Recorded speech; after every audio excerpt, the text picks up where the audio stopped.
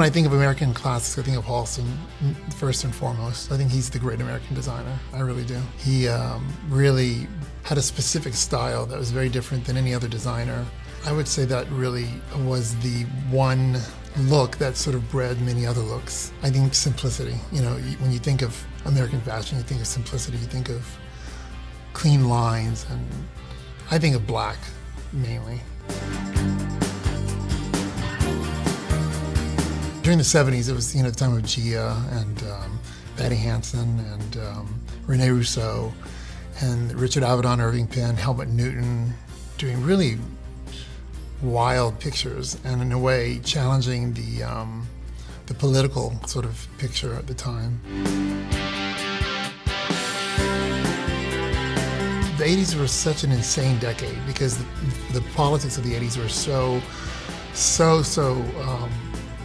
you know, polarizing to people. The president and the first lady were spending more money on China and Adolfo, dresses than you know, could have fed a nation for what they were buying clothes for. So there's a lot of decadence going on in the power structure, and so there was a lot of anarchy, I think, going on in the fashion world amongst people like myself and Steven Meisel and Steven Sprouse and people who wanted to you know, show that there was a different world out there than just you know, this sort of plastic facade that we were being shown. I mean, I began working with Steven Meisel, who really was my mentor and really taught me everything I know. And he brought so many different types of beauties into the business. He brought male beauty, female beauty, transgender beauty into the business, and all types of personalities, and sort of brought back Lauren Hutton, brought back all these people that the fashion world was so ready to dispose of. I mean, we're in such a disposable business that Steven was really fascinated with,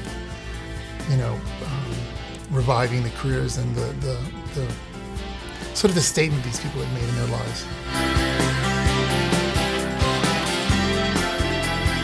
I think that it's interesting because Wade Bandy and Alberto Fava and Tien, a lot of European makeup artists, Wade being American and the other being European, influenced the way beauty looked. It was almost like a mask you could hide behind. There was a lot of makeup going on, a lot of color, and a lot of, just a lot going on.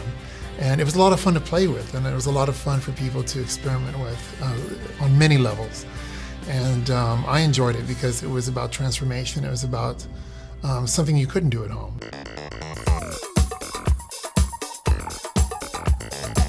I think a lot of significant things happened during from the 80s to the 90s. I think that financially the country was basically billions and billions of dollars in debt.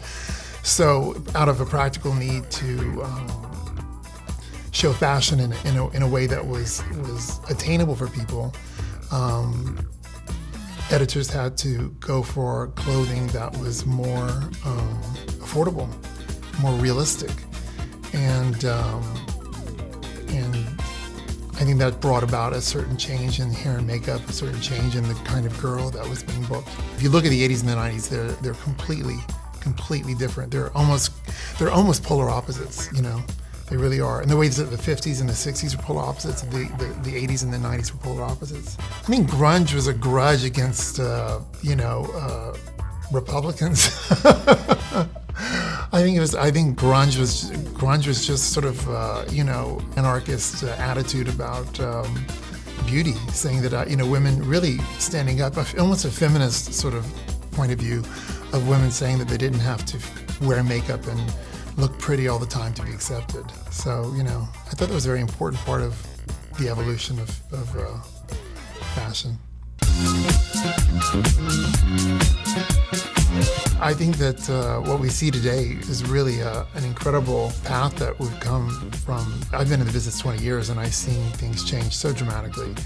And it's a reaction to the needs of the people who read the magazines and who wear the clothes. And there's a certain joy and happiness that people are looking for in magazines today. You know, a certain happiness in American fashion people are looking to find, and I think we have it now. I think it's happening. I think it's a nice combination of beauty and realism and fantasy all mixed together. I think it's really finally coming together.